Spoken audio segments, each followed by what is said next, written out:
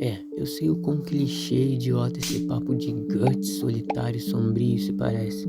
Mas eu lembro na época da escola, quando eu simplesmente não conseguia me encaixar em nenhum ciclo social, e eu sentia aquele sentimento de culpa, como se a solidão fosse um termo para o fracasso. Como se estar sozinho ou não conseguir se encaixar em nenhum ciclo social fosse porque faltava algo em mim. E o que mais doía em mim era ver pessoas saindo, se divertindo, namorando, fazendo amigos. Eu perguntava por que parecia tão difícil pra mim. E conforme eu fui ficando mais velho, eu comecei a perceber umas coisas. Quando ninguém está por perto, não existe distração, não existe validação e nem ninguém dizendo quem você é ou quem você deveria ser. E é exatamente nesse momento que você começa a se conhecer melhor e você começa a entender que se eu não consigo aproveitar minha própria companhia, como que alguém vai preencher esse vazio?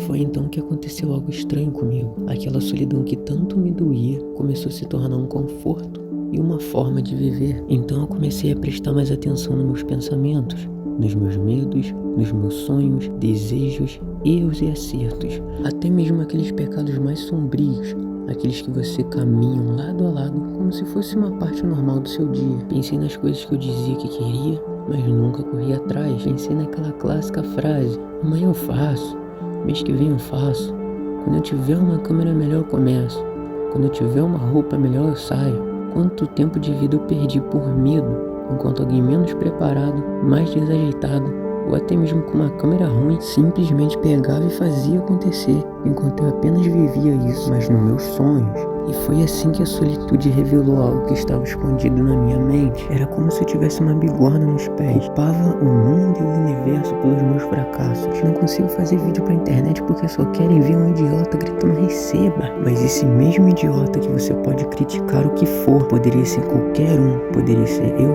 poderia ser você. Ele simplesmente foi lá e fez. E o meu maior tapa na cara foi quando eu escutei uma voz dizendo para mim mesmo: mas olha ao seu redor, não tem ninguém colocou essa bigorna no seu pé, você que limitou o seu potencial. Ninguém tem culpa de suas escolhas. O universo não tem culpa de você sempre adiar o seu sonho. E foi aí que eu entendi que tudo que eu precisava era me afastar, não me dopar, não me distrair com pessoas, sair para beber, esquecer os problemas como diziam para mim. Porque por mais que eu esquecia deles no momento, no final do dia era apenas eu e minha cabeça, e os problemas sempre estavam lá.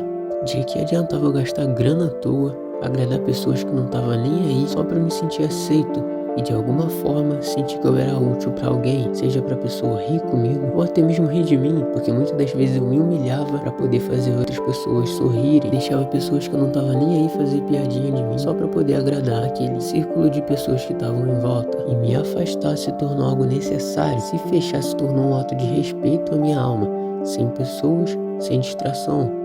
Eu vou encarar a mim mesmo e me desvendar. Chego de correr de mim mesmo, chego de sentir como se eu fosse um peso. Você precisa parar de fugir de si mesmo. E cada dia difícil que eu superei sozinho, abria mais e mais os meus olhos.